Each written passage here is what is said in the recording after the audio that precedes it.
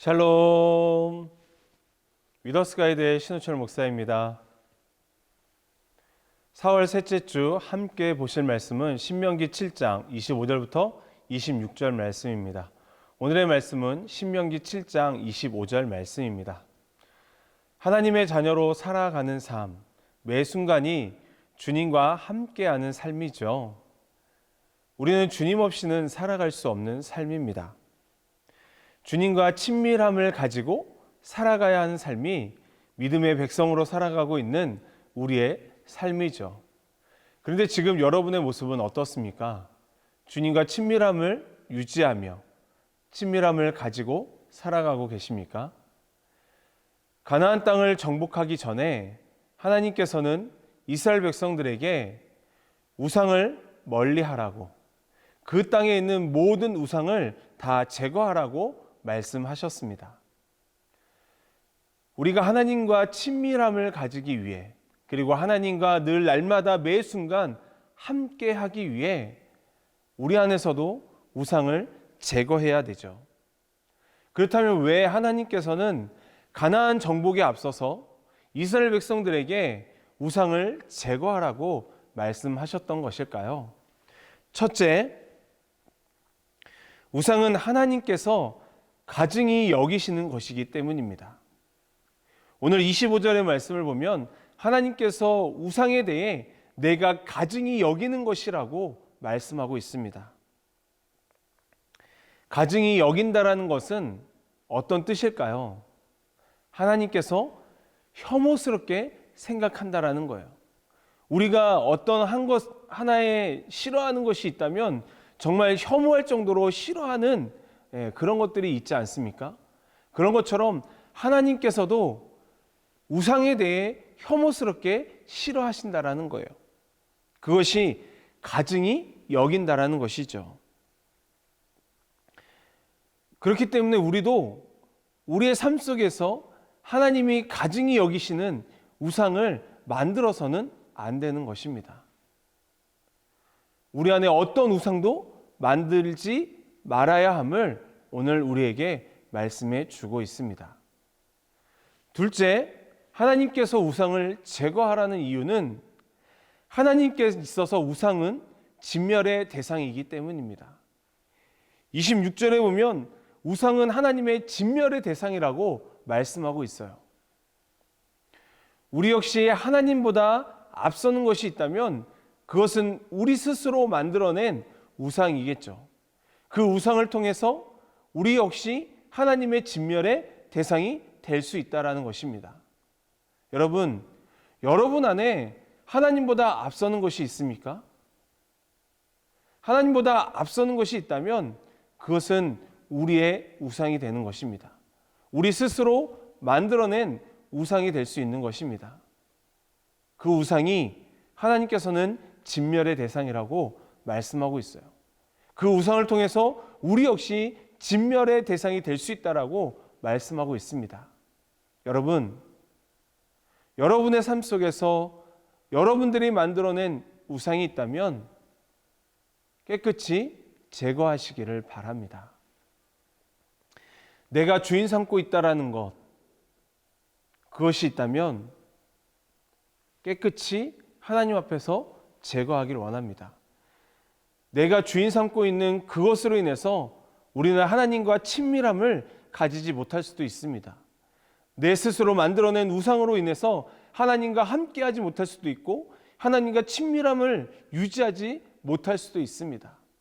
우리 안에 있는 모든 우상을 깨끗이 제거해야지만 하나님과 함께할 수 있고 하나님과 친밀함을 유지할 수 있습니다. 가나안을 정복하기 이전에 하나님께서 이스라엘 백성들에게 그 땅에 있는 모든 우상을 제거하라고 말씀하신 이유는 하나님을 온전히 바라보기 위해서, 하나님이 온전히 그들과 함께하고 계심을 그들에게 경험케 하기 위해서 우상을 제거하라고 말씀하고 있습니다.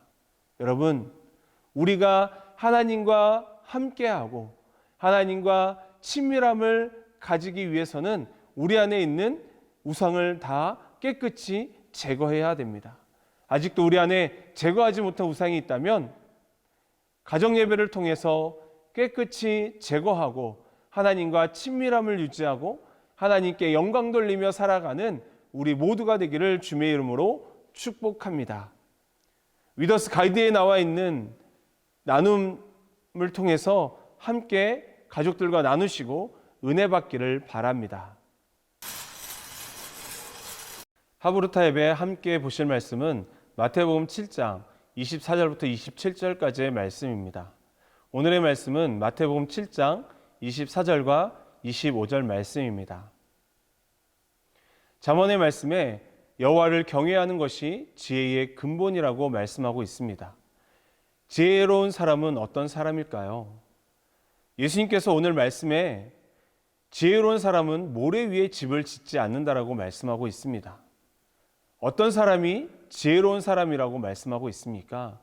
반석 위에 집을 짓는 사람이 지혜로운 사람이라고 말씀하고 있어요.